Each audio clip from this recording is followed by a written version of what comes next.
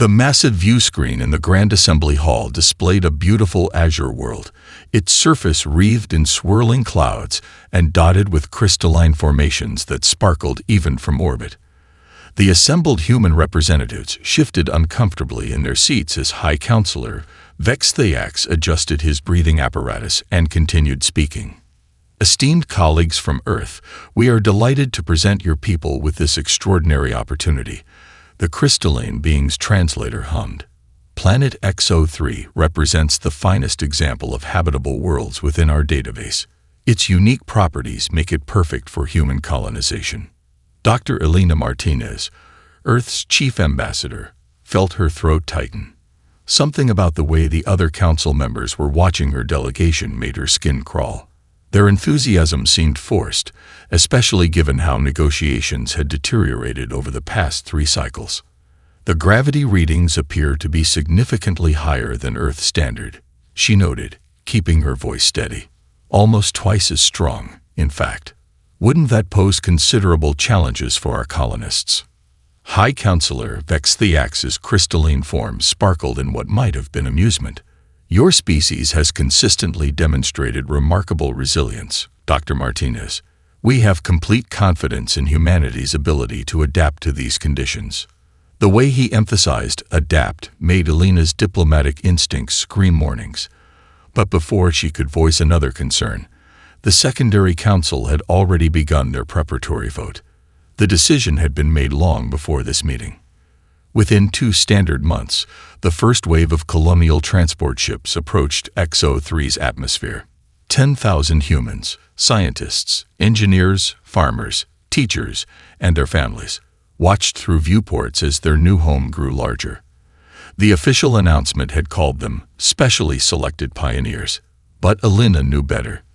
These were the same colonists who had been establishing outposts across 3 star systems, now suddenly reassigned to this single world.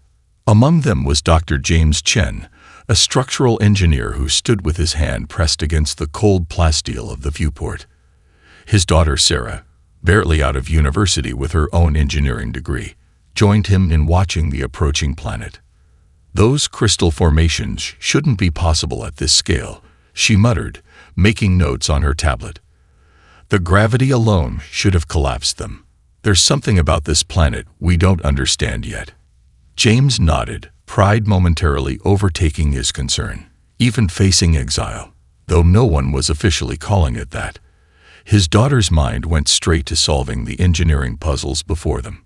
The ship's AI announced their final descent vector, and James felt the artificial gravity shift as they began their approach. The other passengers grabbed their seats, many already struggling with the gradually increasing weight. The medical staff had done their best to prepare everyone with exercises and treatments, but nothing could fully simulate the conditions they were about to face. Sarah pulled up the final briefing data they'd received. Surface gravity 1.8 times Earth standard. Atmospheric pressure 1.3 times higher. Day length 31 Earth hours. At least the air is breathable, even if it's going to feel thick. They're watching us, James said quietly, nodding toward a sleek ship maintaining position high above them. Its design was clearly of council origin. This whole thing, it's an experiment, or a cage. Sarah squared her shoulders, even as the increasing gravity made the gesture more difficult. Then we'll give them something worth watching. If they think this gravity will hold us down. She managed a grim smile. Well, that's their first mistake.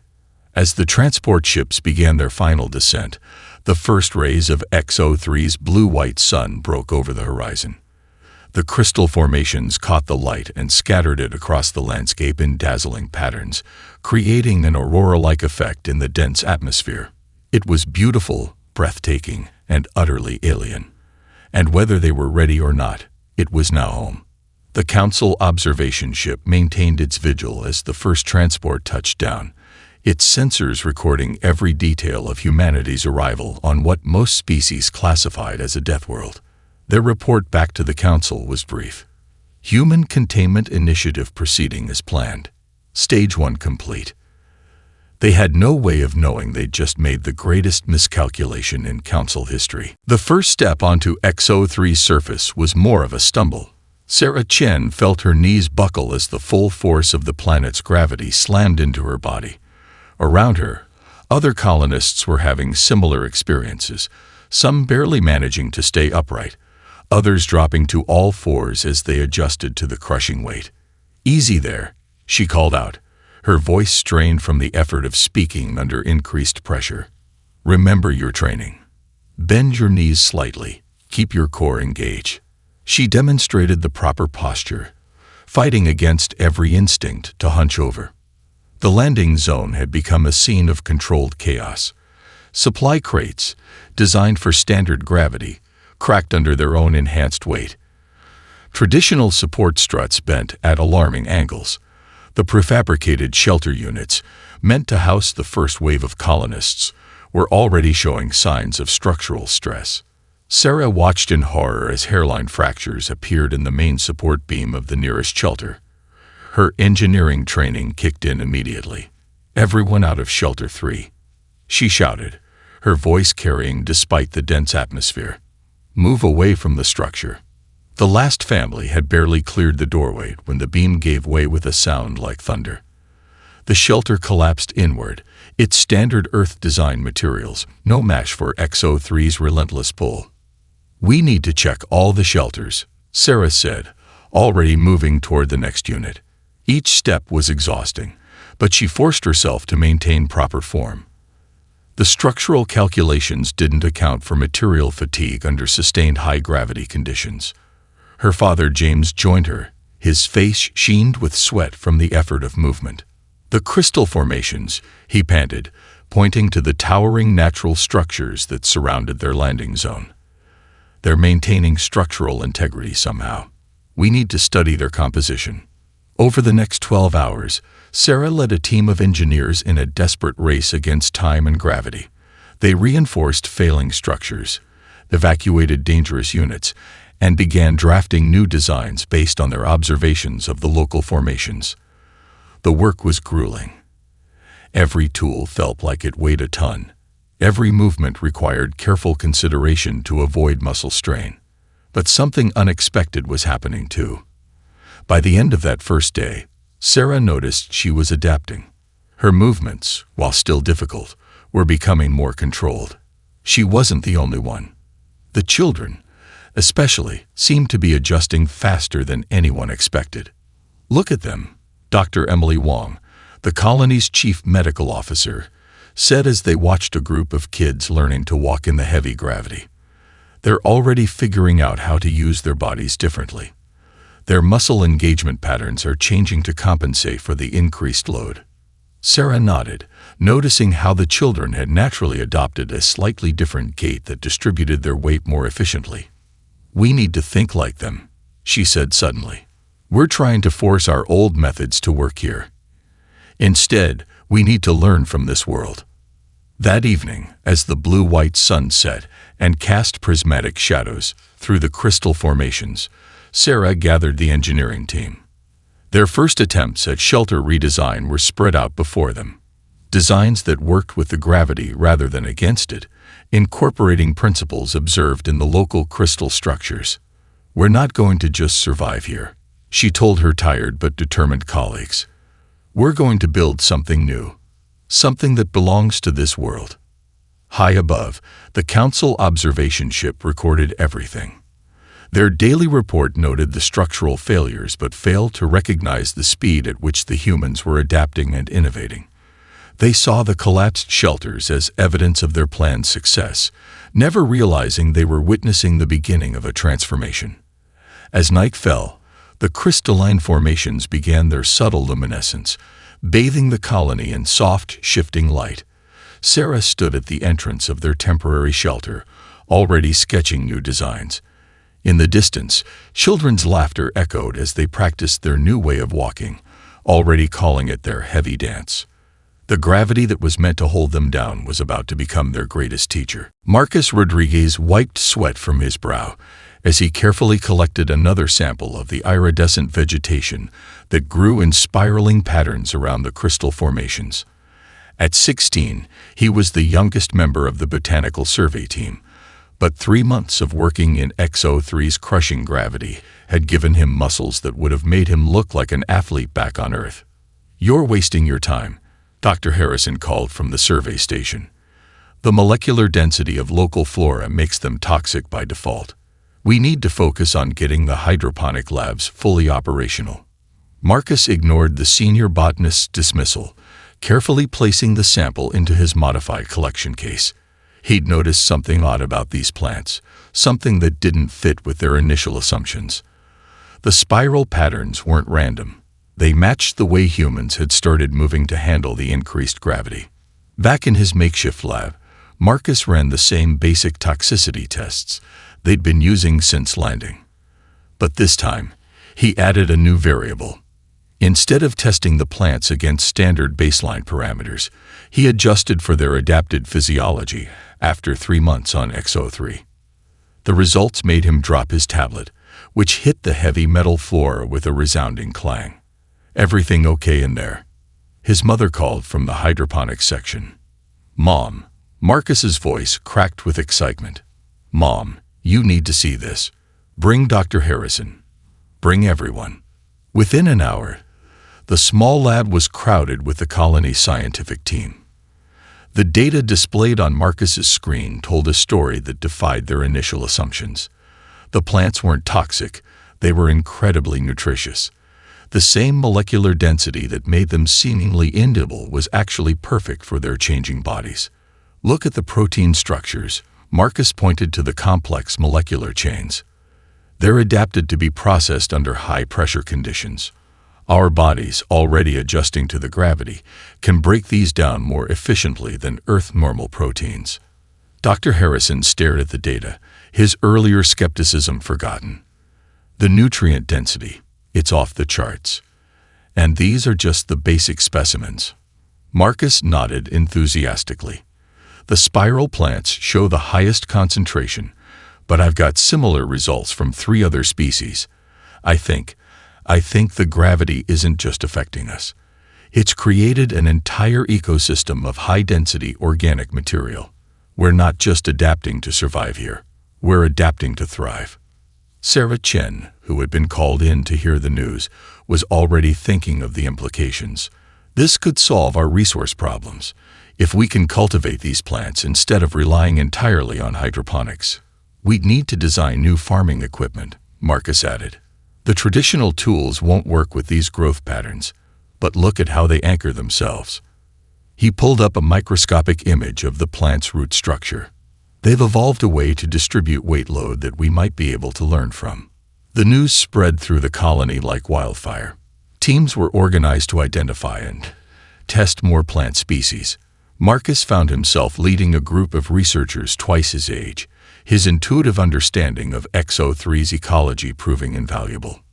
Within weeks, the first test crops were planted in specially designed beds that mimicked the natural spiral patterns.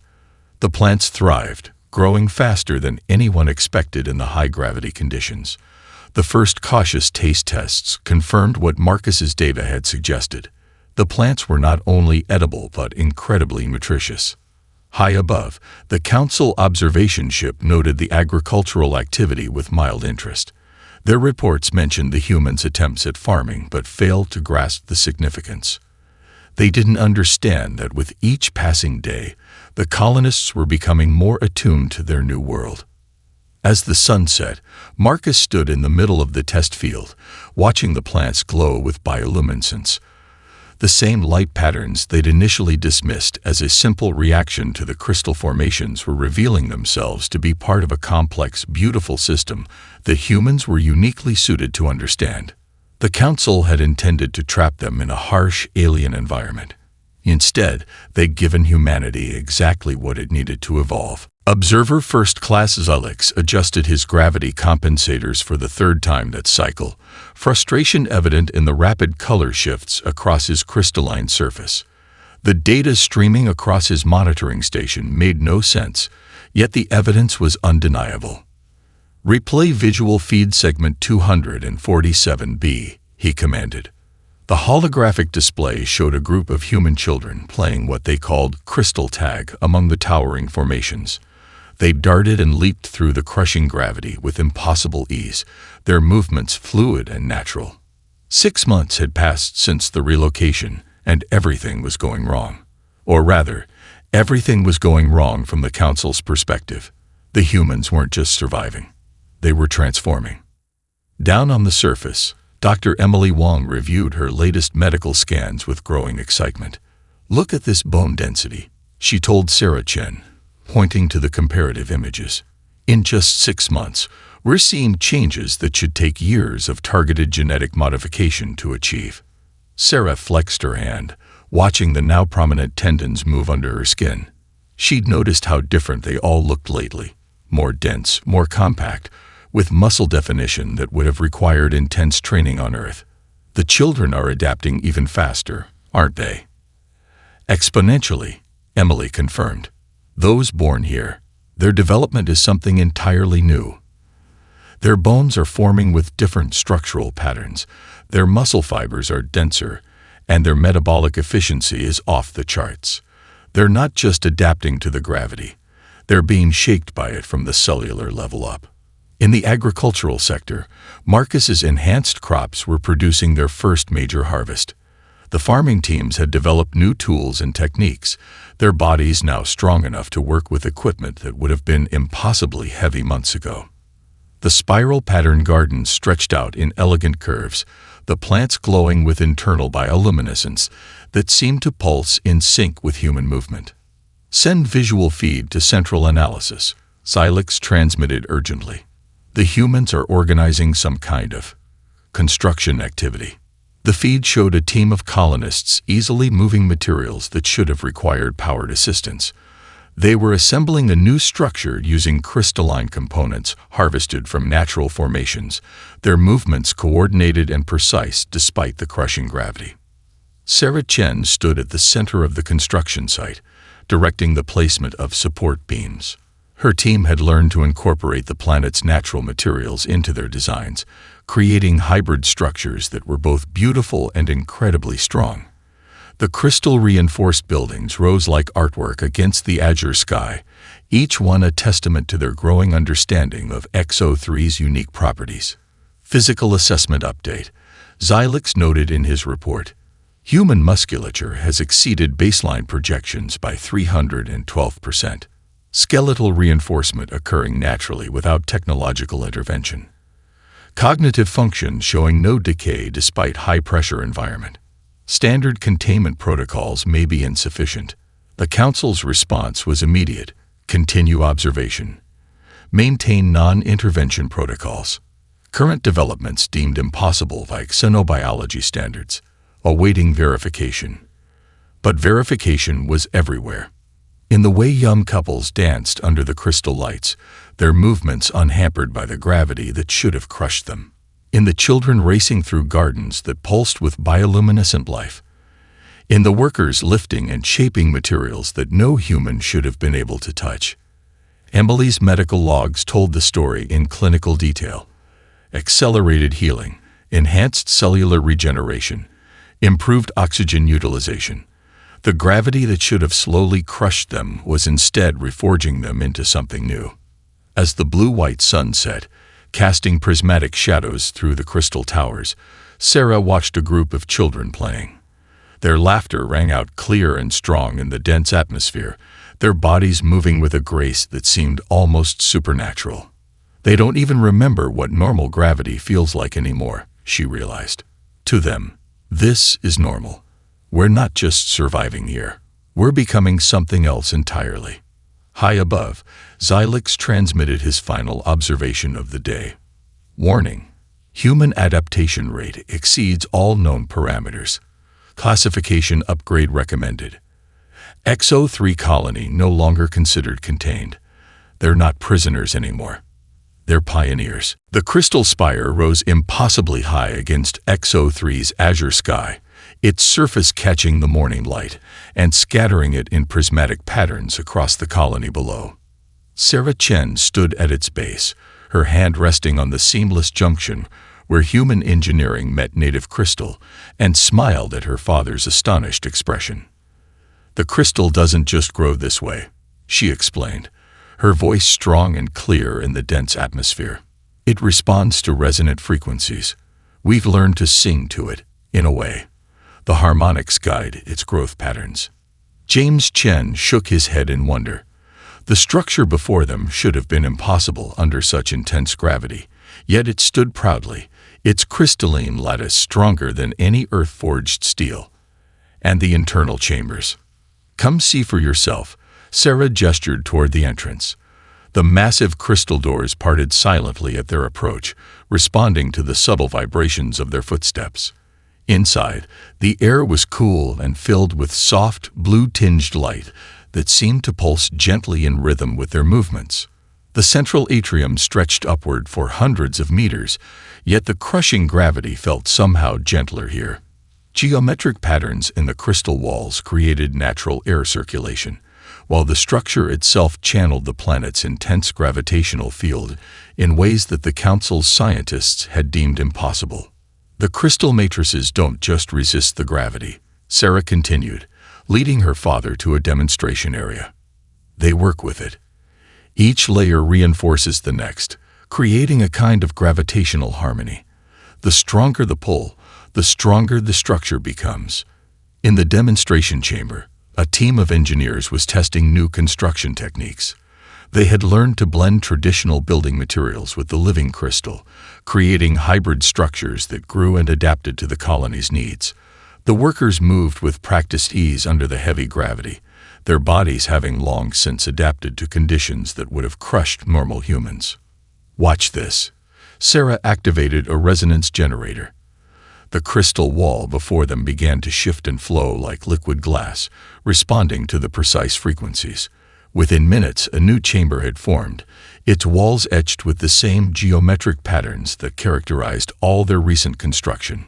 High above, the Council observation ship's sensors struggled to make sense of the readings. Their reports back to Central Command became increasingly urgent as they witnessed humanity reshape what they had thought was an unchangeable world. "The crystalline formations are not merely decorative," Sarah explained to the gathered engineering team. "They're a fundamental part of the planet's ecosystem. The same properties that allow them to channel gravity make them perfect building materials for our needs. We're not fighting against this world anymore. We're becoming part of it." Outside the spire, the colony had spread in an elegant spiral pattern, mimicking the natural growth of XO3's crystal forests.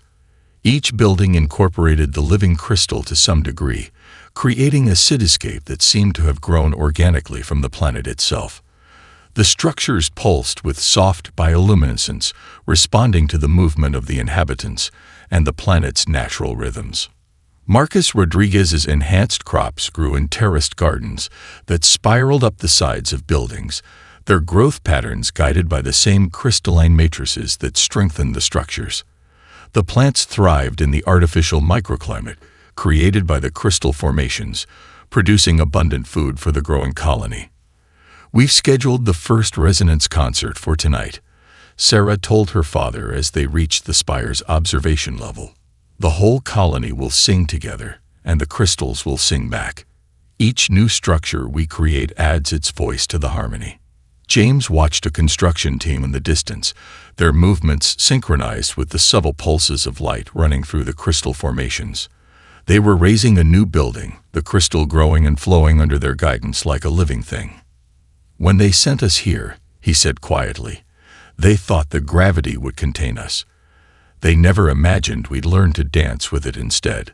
Sarah nodded, her hand resting on the crystal wall that thrummed with the planet's energy. "They gave us a prison," she said. "We're building a cathedral." The massive crystal cavern stretched beyond the reach of their lights, its walls pulsing with subtle bioluminescence that responded to their presence.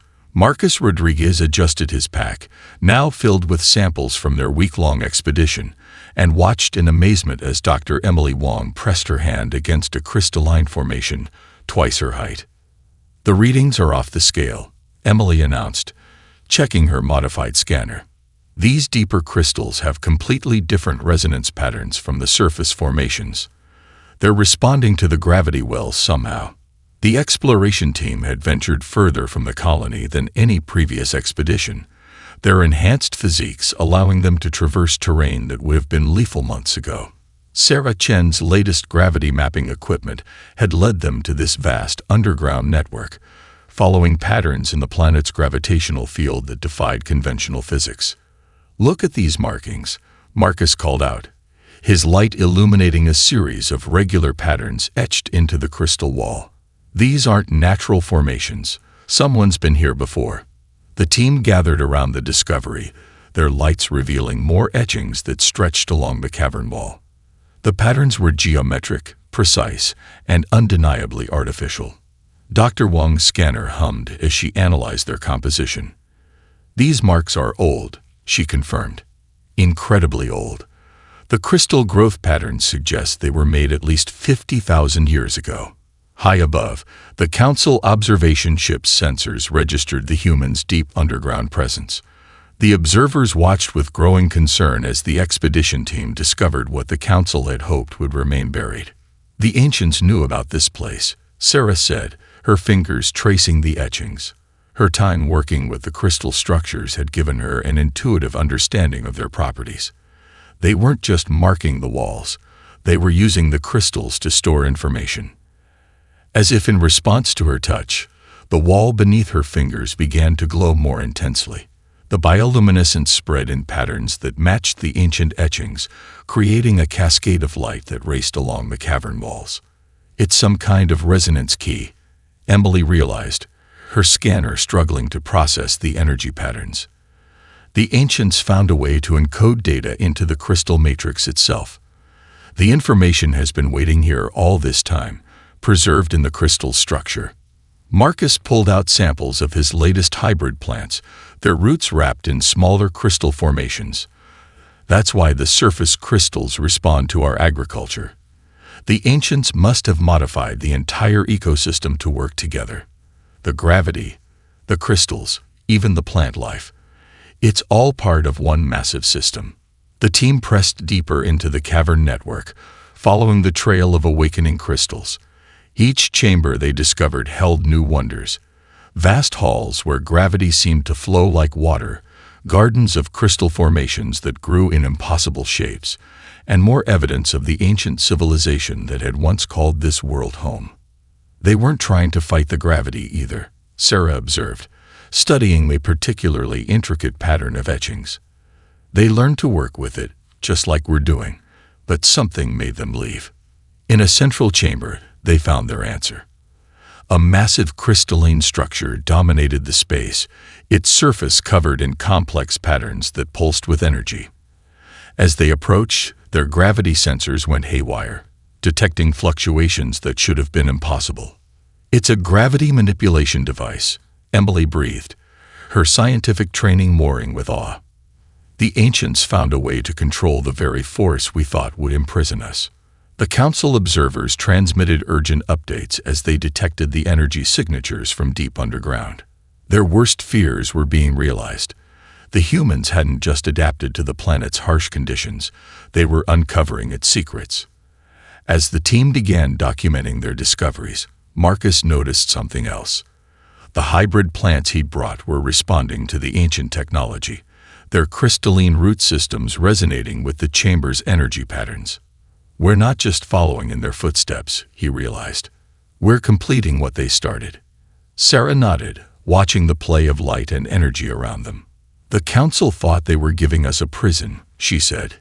"Instead, they gave us the key to something extraordinary." The laboratory deep within the crystal spire hummed with energy as Sarah Chen made final adjustments to the gravity manipulation array. The technology they'd reversed engineered from the ancient chambers had evolved into something uniquely human, blending crystal resonance with their own innovations. "Power levels holding steady," Dr. Wang reported, monitoring the complex interplay of energies. "The crystal matrix is accepting the modifications. Ready when you are, Sarah." Around them, the hybrid crystal metal chamber pulsed with soft light. Marcus's enhanced plants lined the walls, their root systems integrated directly into the control systems. The biological components had proved crucial to stabilizing the gravity fields, something the ancients had understood but the Council had never discovered. Initiating primary sequence, Sarah announced. Her fingers danced across the crystalline control surface, playing it like an instrument. The chamber responded to her touch, resonant frequencies building in precise patterns. The Council observation ship's sensors suddenly registered a dramatic change. Within the laboratory, a sphere of altered space formed, gravity bending and flowing according to human command. It was the moment they had feared since discovering the ancient ruins. Field stability at 97%, Emily called out. Better than any previous test. The biological integration is making all the difference. The sphere expanded, creating a space where gravity could be adjusted at will. Years of living under crushing pressure had given them an intuitive understanding of gravitational forces that the Council species had never developed. What had been intended as a prison had become their greatest teacher. "Look at these readings," Marcus said excitedly, monitoring the plant responses. "The crystal-organic interface is evolving. The system isn't just stable. It's growing stronger." Sarah smiled, remembering their first days on XO3, when even walking had been a challenge. Now they were reshaping the very force that had once threatened to crush them. The ancient technology had shown them the way, but what they were building was something entirely new. "Second phase initiation," she announced. The gravity field shifted, creating complex patterns that matched the theoretical models they'd developed. Energy flowed through the crystal matrices in ways that defied the Council's understanding of physics. High above, the observation ship's crew watched in growing alarm as their sensors registered gravity manipulations that should have been impossible. Their reports to the Council became increasingly urgent as they realized the full implications of what they were witnessing. "Field expansion holding at designated parameters," Emily confirmed. "We can replicate this on a larger scale. The enhanced crystal formations we've been growing in the outer sectors are already showing the right resonance patterns." The implications were staggering. What had started as a journey of survival had led them to discoveries that would reshape humanity's future among the stars. The Council had hoped to contain them, never imagining they would unlock the planet's ancient secrets. "Final sequence beginning," Sarah said quietly. The chamber's light shifted to a deep blue as the gravity field reached its peak complexity. In the center of the room, space itself seemed to ripple and dance. Marcus checked his latest readings. The plant neural networks are fully synchronized. They're not just stabilizing the field anymore. They're enhancing it. Every living thing on this planet is part of one vast gravity-sensitive system. The test concluded successfully, the energy patterns fading to their normal state. But something had changed fundamentally in that moment.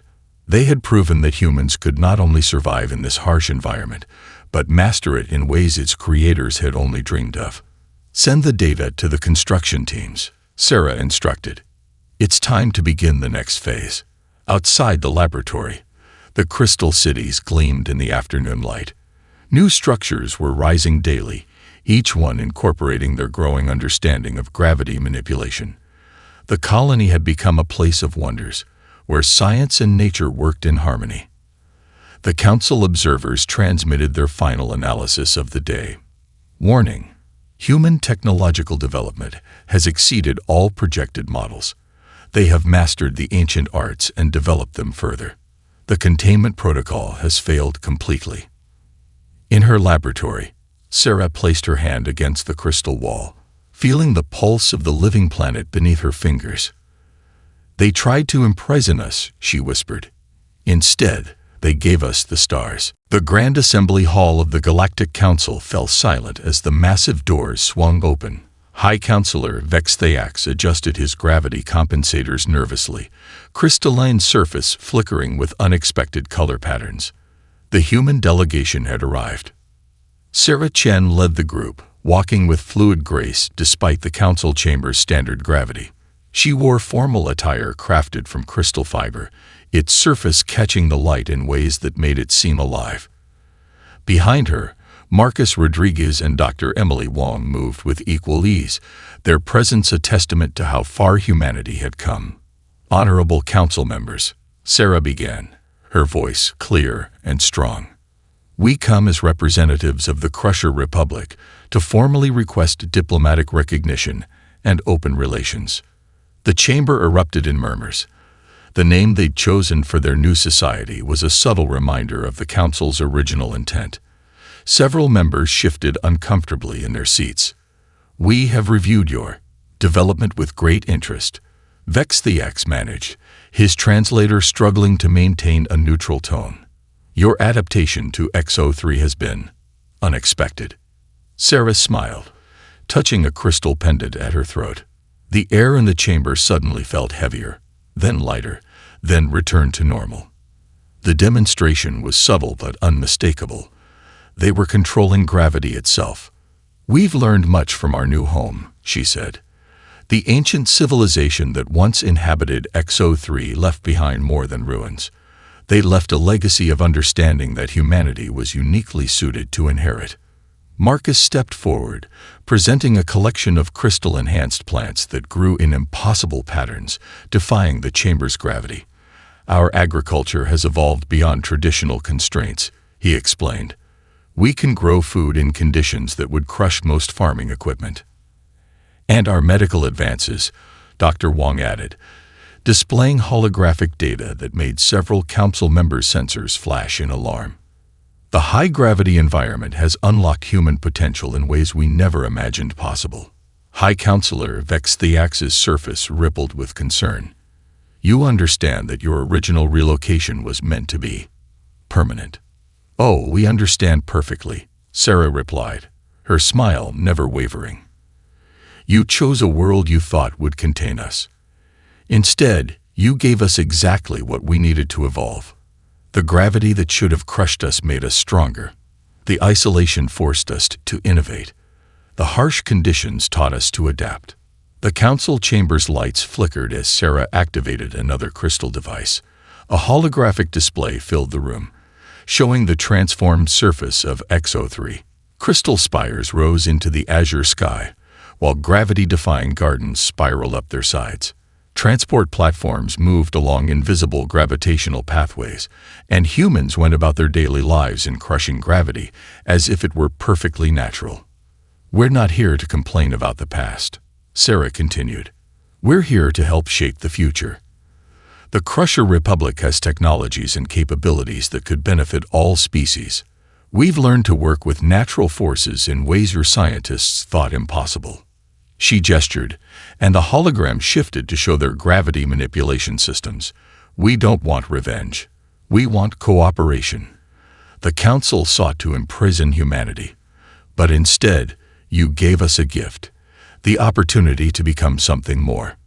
The chamber was silent as the implications sank in. The humans hadn't just survived. They'd mastered forces that the Council barely understood. Their prison had become a launching pad for advancement, beyond anything the Council had anticipated. "We have prepared a series of trade proposals," Sarah concluded, her voice carrying easily through the tense atmosphere. "We're particularly interested in sharing our gravity manipulation technology. After all," her smile widened slightly, "we know how troublesome gravity can be for some species." As the Council members processed this diplomatic bombshell, Sarah glanced out the chamber's massive window at the stars beyond. Somewhere out there, XO3 waited, its crystal spires reaching skyward, its harsh gravity now as natural as breathing to its human inhabitants. The Council had tried to write humanity's final chapter. Instead, they'd only written the preface.